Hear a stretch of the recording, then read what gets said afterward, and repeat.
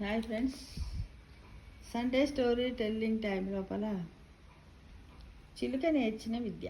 తపతి వనం లోపల జంతువులన్నీ కలిసిమెలిసి జీవిస్తూ ఒకరోజు సాయంత్రము అందరూ సాయంకాలం వేళ కూర్చొని కాలక్షేపంగా మాట్లాడుకుంటున్నాయి. అప్పుడు ఒక పులి గాండ్రింపు వినిపించింది. దాంతో జంతువులన్నీ ప్రాణభయంతో పరిగెత్తుకుంటూ పోయినాయి. తీరా చూస్తే అది పులి కాదట, పులిలా ధ్వని అనుకరణ చేస్తున్నటువంటి చిలుక.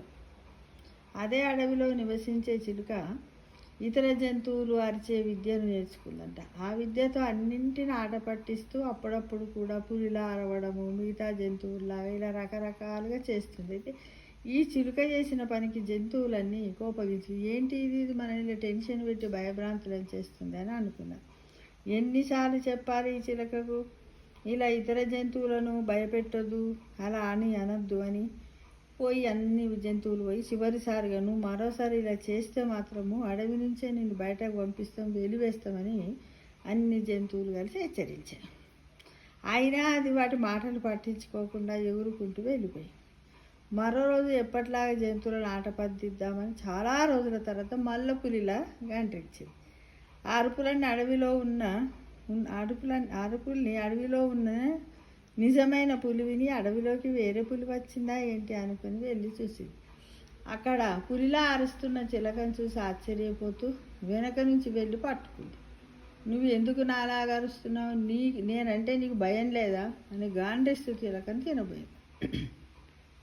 అప్పుడు చిలక భయానికి భయపడి అలా జరిగినటువంటి ఆ పరిమాణానికి కంగారు పడిన చిలుకకు నోట మాట రాక భయంతో వణుకుతూ తేరుకొని, పులిబావా నన్ను క్షమించు, నేను ఏదో సరదా కోసం నీ గొంతును అనుకరించాను అంతేగాని నిన్ను తక్కువ చేయాలని కాదు అని బ్రతిమాలి.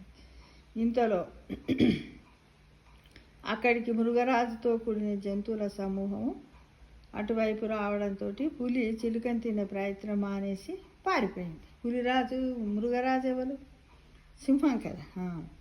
అప్పుడు బ్రతుకు జీవుడు అనుకొని పులి చేతుల నుంచి వదిలించుకొని పక్కన ఉన్న చెట్టు మీద వాలి, మృగరాజా నన్ను క్షమించండి అని ప్రాధేయపడ్డది. ఎవరు? చిలుక.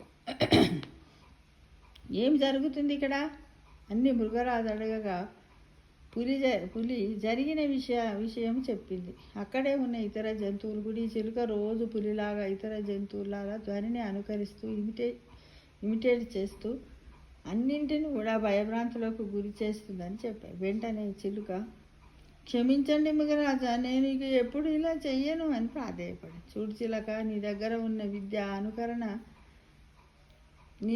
ఉన్న ధ్వని అనుకరణ విద్య ద్వారా నలుగురికి ఆనందాన్ని పంచు, అంతేగాని దాన్ని దుర్వినియోగం చేసి ఇతరులను ఇబ్బంది పెట్టొద్దు, భయపెట్టొద్దని మృగరాజు హితబోధ చేశారు. ఎవరు? సింహం.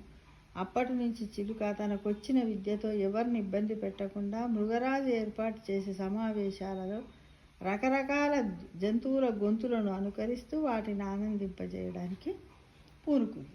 అంటే చూడండి, మనకి ఏదైనా విద్య వచ్చినా లేకపోతే ఏదైనా వేరే విషయాల్లో మనం ప్రావీణ్యం సంపాదించినప్పుడు ఇతరులను ఇబ్బంది పెట్టకుండా ఆనందంగా ఉంచడానికే ప్రయత్నం చేయాలి. కానీ మనం నేర్చుకున్నటువంటి కొత్త విద్య ద్వారా అంటే మనం ఇప్పుడు సొసైటీలో ఇతరులను మాత్రం ఇబ్బంది పెట్టద్దు.